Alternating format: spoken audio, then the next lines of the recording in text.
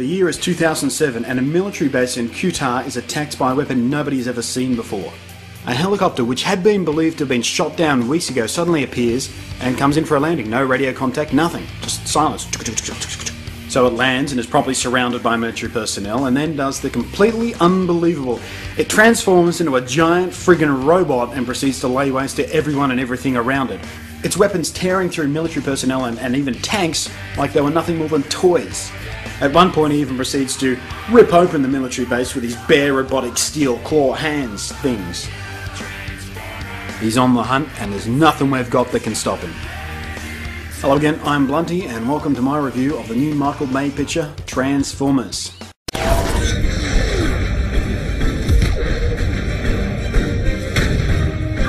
you shoot!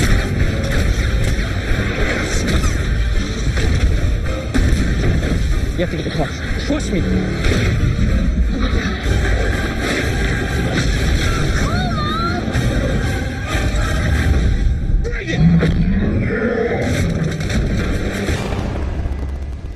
Only a few minutes into the movie, after a bit of backstory and exposition, we're treated to one hell of an action scene. In Transformers, director Michael Bay has recognised what it is he does best, and that is, of course, blowing crap up! The transforming helicopter is a Decepticon called Blackout, and his reveal at the beginning of the movie is one of those wide-eyed, slack-jawed moments that I absolutely love about big action movies. I was just sitting there in my seat just going, wow. The movie is told on two main fronts. On one side you've got the military side of the story with, you know, the armed forces and a super secret government agency called Sector 7. And then of course there's the classically Spielbergian story of a young boy coming of age and meeting aliens and helping them out and trying to save the world. Both stories, of course, eventually intertwine, and while the military side of things is pretty standard fare for an action movie, I mean, you know, you got the military, there's a big, new, amazing weapon that they know nothing about, they don't know how to fight, so they bring in outside experts, and in this case, expert signal decoder hacker kids, including Australia's own Rachel Taylor playing Maggie Madsen, and of course one of them makes the unlikely breakthrough just at the right time, and blah, blah, blah. We've seen it before. The real interesting part of the story centres around our teenage hero Sam Witwicky, played by Shia LaBeouf, and his interactions not only with his new car, who turns out to be the Autobot Bumblebee, but also Sam and Bumblebee's run-ins with the mysterious agents of the even more mysterious government agency Sector 7, an agency that no one's ever heard of and likely never will. But unlike everyone else in the movie, Sector 7 agents don't seem particularly surprised to see gigantic alien robots running around. Now, I'm in my late 20s, and that means I grew up watching and loving the Transformers cartoon. And while I'm sure some people involved in the production of this movie would prefer it if people like me didn't make direct comparisons between their big Hollywood action movie and a 20-year-old cartoon for children, that's never going to happen. Now, one of the most obvious changes to me is that this movie is told from a much more human scale and perspective. Now, in the cartoon, it's very easy to forget just how big and impressive these robots and their battles must have been, because the robots themselves are our frame of reference, so the scale of it is really easily lost. In this movie, however, you are never ever in doubt about how huge and how powerful these robots actually are. We are constantly aware at the sheer immenseness of these gigantic aliens. The Decepticons are 30-odd foot tall machines of war and death and destruction, and we're never for one instant not reminded of that fact. The battles just fill the screen and very often spill out beyond it. And this can sometimes be a bad thing, especially in the final battles. The fight scenes are just so huge and overwhelming, it's often hard to tell exactly what's going on. I came to this movie wanting to see giant robots beat the ever-living scrap out of each other, and that's exactly what I got. But many of the action scenes are just a blur of robot elbows and explosions. Michael succeeds in making these battles look mind-bendingly immense, but it comes at the cost of them being overpowering at times. It breaks you out of the experience. You sit there in your seat trying to figure out who's fighting who and what they're actually doing.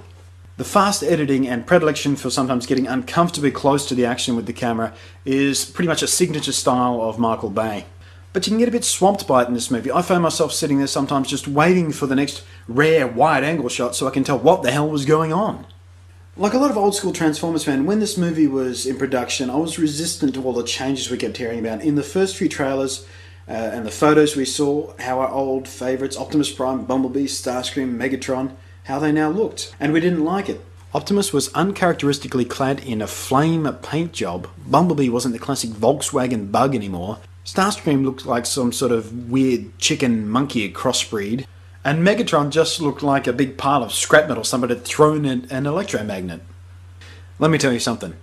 None of that matters. When I saw this movie, I didn't care about any of the reservations I had. In fact, I really started to like the new designs, and that really surprised me. At the most, I expected to tolerate them while I was enjoying the movie, but I actually genuinely grew to like some of them. But where I was let down slightly was in the characterization of the Transformers. Optimus Prime and Bumblebee got a decent amount of screen time for their personalities to shine through, but most of the other Transformers, Autobot and Decepticon alike, feel very shallow. They don't get a lot of screen time. You don't see a lot of their personalities. They get maybe 1 or 2 moments each to give you a hint of what they're about.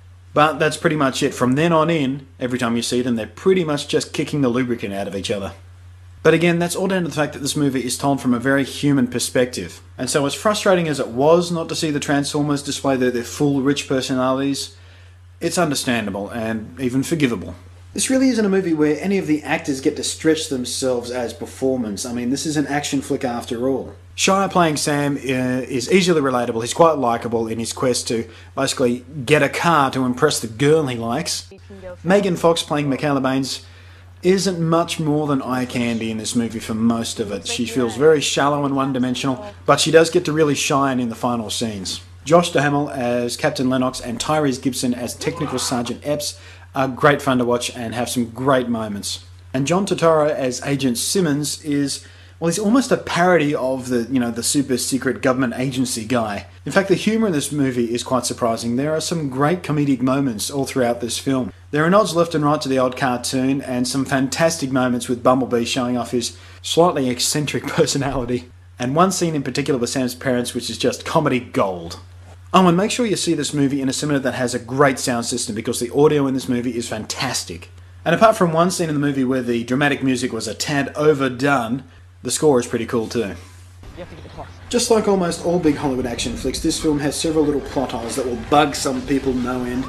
And all the dialogue is uninspired and a bit wooden, but if you come to this movie expecting a cinematic masterpiece, then you've got more issues than I can help you with. This movie is a flat-out, lug-nut-busting, popcorn action flick. And best of all, gigantic alien robots beating the ever-loving slag out of each other and generally terrifying the little meatbags at their feet. My final word. Well, let me say this. I saw this movie in Sydney at the world premiere, and when it officially launches, I'll be happily paying to see it again. And probably a third time. As an old-school Transformers fan and geek in general, this movie isn't everything I wanted to see in a big-screen Transformers live-action movie, but it didn't disappoint me either because, good grief, it's one heck of an action flick. See this movie, if only for the scene where you get to see a gigantic alien robot unscrew his crotch and take a lubricant piss all over a slimy government jerk. Catch you next time. Okay, listen, you gotta listen to me. If my parents come out here and they see you, they're gonna freak out. My mother's got a temper.